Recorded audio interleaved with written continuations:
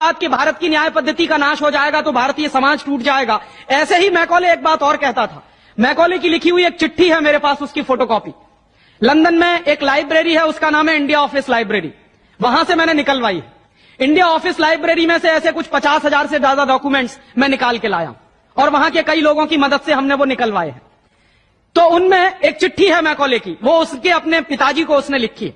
जब वो यहां ऑफिसर बन के आया है तो मैकॉले क्या लिख रहा है कि भारतीय समाज को अगर बर्बाद करना है तो भारतीय न्याय पद्धति बर्बाद करो। तो वो करने के लिए उसने आईपीसी बना दिया, सीआरपीसी बना दिया, सीपीसी बना दिया और बर्बाद हुई।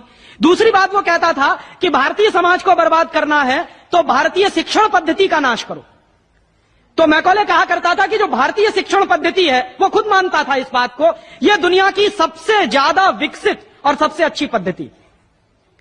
क्या होता था, यहां गुरुकुल चलते थे, गुरुकुलों में विद्यार्थी पढ़ते थे और विद्यार्थी 20 साल तक, 25 साल तक ब्रह्मचर्य का पालन करते हुए शिक्षा ग्रहण करते थे, संस्कार मिलते थे और वो संस्कार लेकर समाज में जाते थे। उन्हीं संस्कारों से संस्कृति बनती थी और वही संस्कृति भारतीय संस्कृति कहलाती थी। ऋषि थे, मुनि थे, बड़े बड़े ज्ञानी थे, महात्मा थे, वो गुरुकुलों को चलाया करते थे और सारे के सारे गुरुकुल जो चला करते थे उनमें वेदों का अध्ययन, पुराणों का अध्ययन, उपनिषदों का अध्ययन, जो भारतीय ज्ञान है, जो भारतीय मनीषा है, उन्हीं सबका अध्ययन संस्कृत के माध्यम से कराया जाता था। मैकॉले ने क्या किया कि गुरुकुलों का नाश अगर करना है तो उसने एक कानून बनाया। क्या कानून बनाया? संस्कृत में जितने विद्यालय इस देश में चलते थे, हिंदुस्तान में अंग्रेजों के जमाने में, उन सबको उसने इल्लीगल घोषित किया, गैर कानूनी। और उसने प्रतिबंध लगा दिया कि संस्कृत भाषा के माध्यम से कोई भी गुरुकुल चलेगा उसको अंग्रेजी सरकार मान्यता नहीं देगी। तो मान्यता किसको देगी? अंग्रेजी के माध्यम से जो कॉन्वेंट स्कूल चलेंगे उनको अंग्रेजी सरकार मान्यता देगी।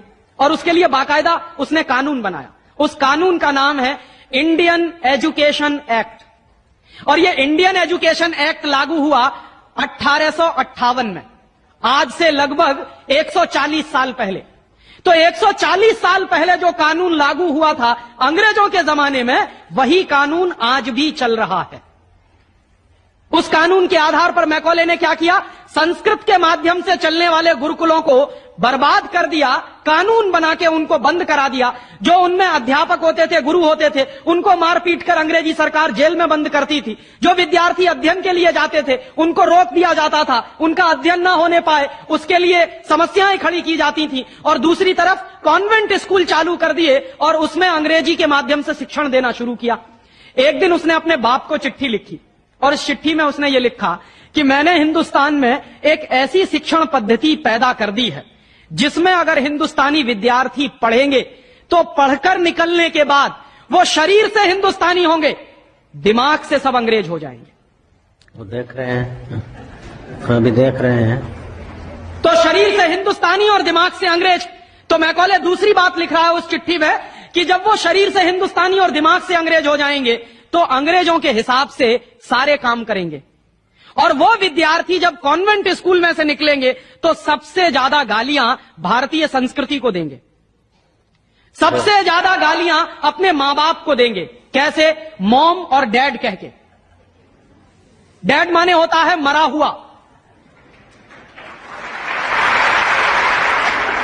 और मम्मी माने होता है शव। इजिप्ट में आप जाइए, मिस्र एक देश है, वहां पे ममीज कहा जाता है किसको? मरे हुए आदमी के शव को।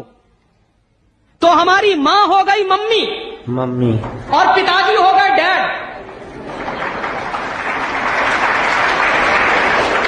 आया कहां से ये? मैकॉले ने डाल दिया हमारे दिमाग में। और मैं ये कहता हूं कि मैकॉले तो मर गया, उसका बाप भी मर गया, सब मर गए, भगवान उनकी आत्मा को शांति दे, लेकिन उसकी जो आत्मा है वो हम सब में प्रवेश कर गई है।